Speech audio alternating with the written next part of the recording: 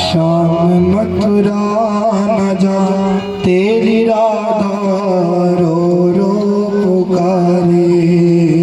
श्याम मथुरा न जा, श्याम मथुरा न जा तेरी राधा रो रो पुकारे। श्याम मथुरा न जा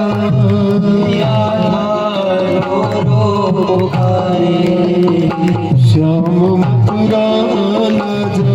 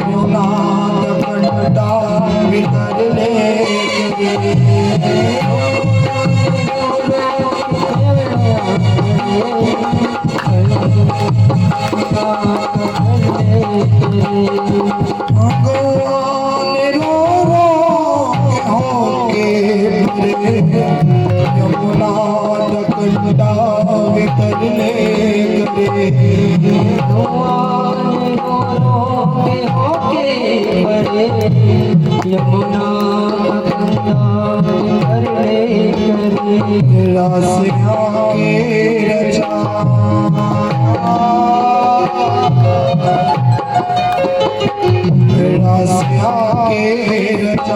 तेनो आजा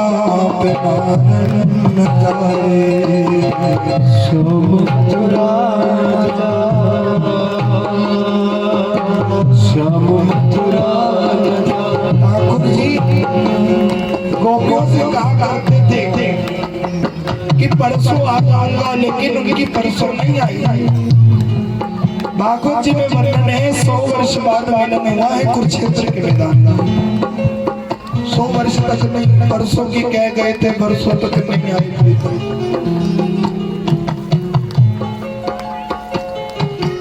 किधरे गई ओ तसल्ली तेरी, भूल जाएगी जिद कली में तेरी। गई ओ तसल्ली तेरी, भूल जाएगी कली तेरी। जिद कली दगा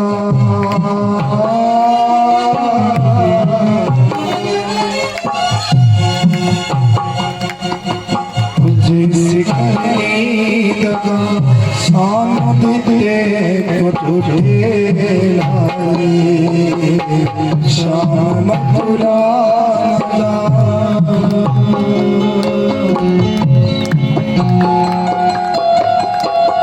माता यशोदा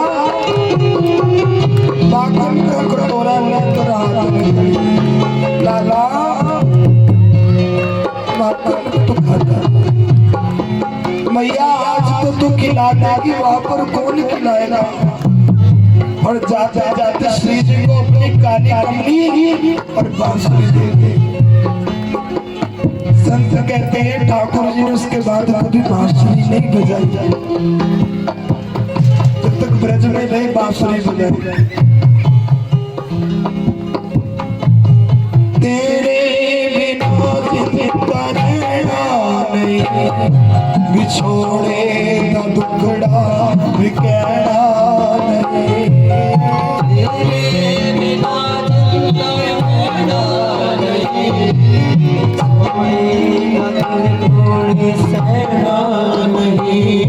हाँ तेरे बिना जिंदा रहना नहीं, बिछोड़े का दुखड़ा बिगड़ा नहीं।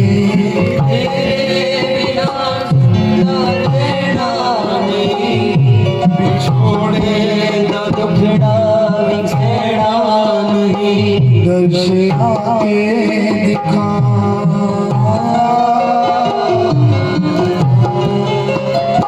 और दर्श आके दिखा, लटके फुल्लाद बोले बिचारे, शाम मथुरा जा।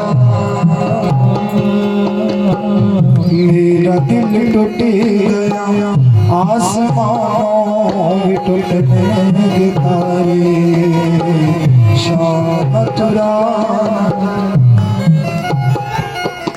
गोपियां कह रही है हमारी लाश से गुजरना पड़ेगा, लाला जाने नहीं देंगे।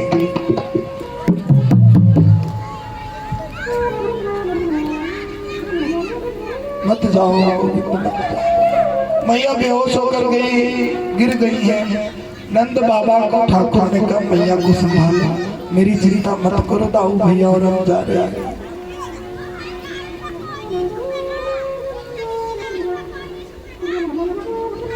ज्यादा समय ना लेते और वाणी स्थिर हो जाती है। हमारी श्री जी ने उस समय क्या सहा होगा, गोपियों ने क्या सहा।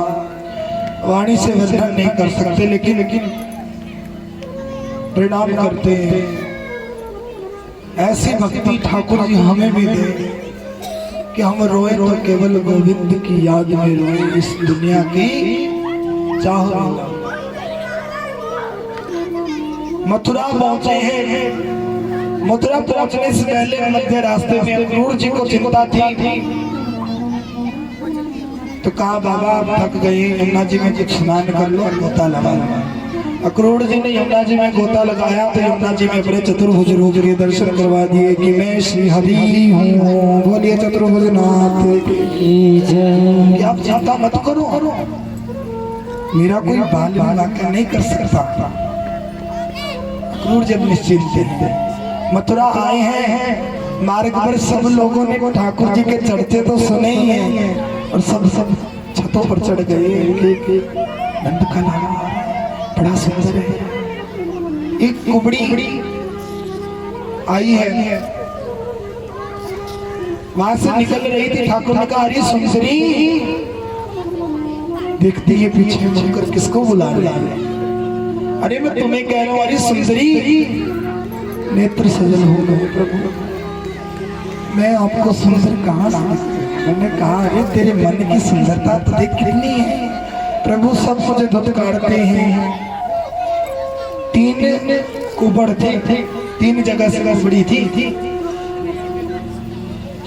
ठाकुर जी ने कहा चिंता मत कर।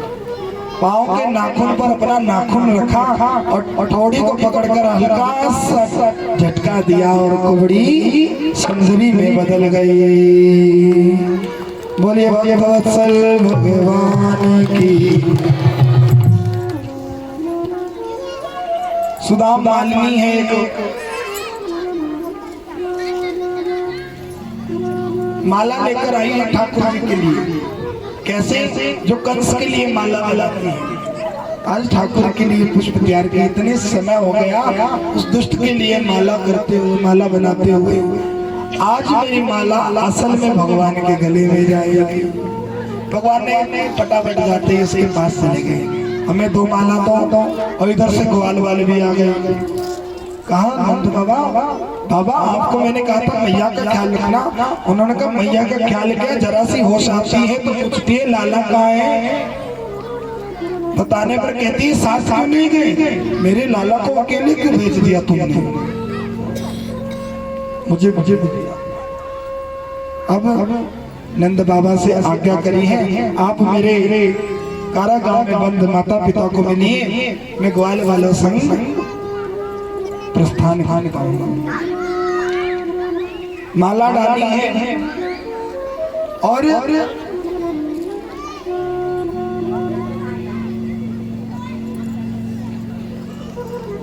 धोबी। अब ग्वाल वालों ने कहा लाला तेरे तो कपड़े सुंदर सुंदर हैं, तो ये तो पहना दिए, अब हम देख ले ऐसे जाएंगे तो तेरी शान में फर्क पड़ेगा, है कि नहीं? कहीं जाना तो साथ वालों के साथ मैचिंग होनी चाहिए ना। और शादी में जा रहे हैं और पहने ऐसे ऐसे कपड़े तो लोग ऐसे भगत है, चाहे तो मैंने होता दिया हो, क्योंकि लोग चरित्र देखकर चित्र देखकर चरित्र की पहचान करते हैं। लेकिन चित्र अच्छा हो ना हो, चरित्र बहुत अच्छा होना चाहिए। भगवान ने कंस के धोबी के पास गए हैं। कंस का धोबी बड़ा दुष्ट है, कहता अच्छा इन भिखमंगों को दूंगा। ठाकुर जी ने कहा मेरे भक्तों की निंदा। अच्छा, अरे महाराजा धीराज कंस के वस्त्र हैं, इन भिखमंगों को दूंगा, भिखारियों। अरे अनपढ़ ग्वार, इनको क्या पता राजा क्या होते हैं? ठाकुर ने कहा अभी बताता हूँ। और एक घुसंड दे मारा और सर पे धोबी से शरीर धरती में घुस गया और उसका भी उद्धार कर दिया। बोलिए भगवत्सल भगवान, धोबी का उद्धार किया। अब कपड़े तो पहन लिए सब थे ढीले ढाले, और कहे हमारे तो तन सुखा मन सुखा धन सुखा, सब कुछ तो सुखा हुआ है, और कंस तो ठहरा हड्डा कट्टा। वस्त्र तो पहन लिए राजा वाले, अब वो जज तो रहे नहीं, तोड़ तो लगने ही नहीं। तो भगवान ने क्या किया कि वहीं पर द्रोण दर्जी है, उससे फिटिंग करवा जो महाराजा कंस के वस्त्र से, उसे फिटिंग करवाई। द्रोण दर्जी का भाव था और ठाकुर जी ने उस पर कृपा कर दी। बोलिए भगवत्सल भगवान। और आगे गए हैं तो एक भगवान शंकर का धनुष है जो कंस को वरदान था कि ये धनुष तोड़ने वाला ही तेरा काल आला, जब तक ये सही है समझ ले तेरा काल नहीं आएगा।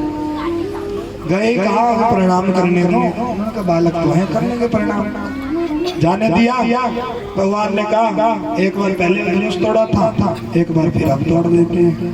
उठाया और धनुष को जो ही प्रत्यंचा चढ़ाने लगे और धनुष टूट गया और तेज बादल की गड़गड़ाहट हुई और कंस ने समझ लिया कि मेरा काल निश्चित है, लेकिन अपना दुष्ट स्वभाव नहीं छोड़ा।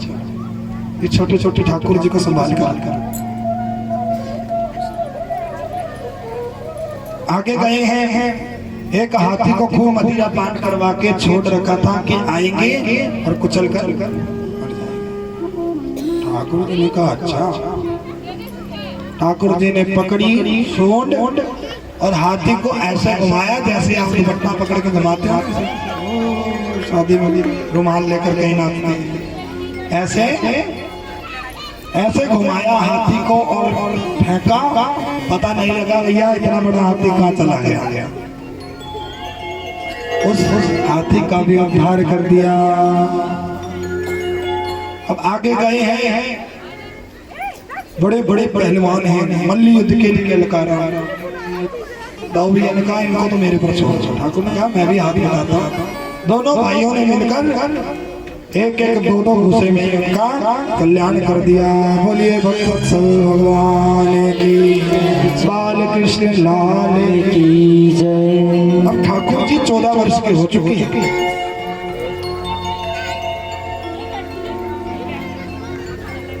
और अब ठाकुर जी ने टेढ़ी नजर से देखा कंस की ओर और दे छलांग मार, ऊंचा बैठा हुआ था ना कंस, दे छलांग मार कंस के पास पहुंच गए और बालों से पकड़कर कंस को नीचे पछाड़ कर मारा और कंस का भी उद्धार कर दिया। बोलिए कंस मर्दन भगवान की।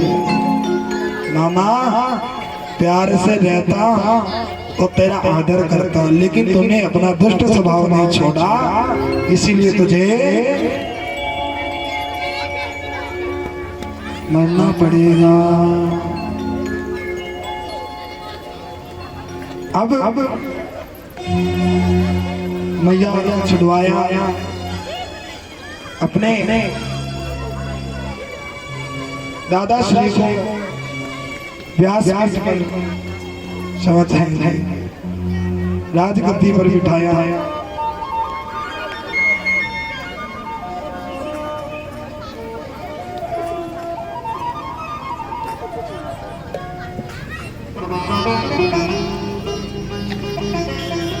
नाना जी को गद्दी पर बिठाकर माता पिता से मिले, प्रथम मिलन है माता के नेत्र सजन। कितना अद्भुत प्रथम मिलन है। खूब लाड लाड रही है देवकी मैया, बेड़ियां खोल दी। कहा भैया अब तक तेरी सेवा न कर सका, आज कुछ मांग ले क्या करूं? तो कहा क्या करेगा? मेरे उन 6 पुत्रों को वापिस ले आएगा क्या?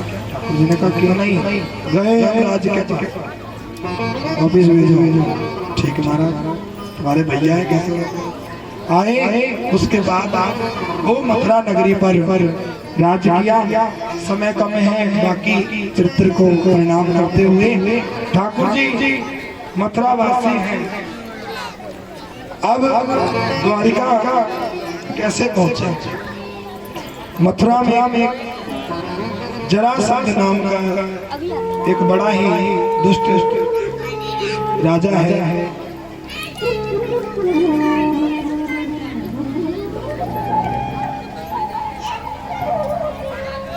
कंस की जो धर्म पत्नी है उनका पिता, कंस के ससुर जी। बड़ा दुख लगा, मेरी बेटी का सुहाग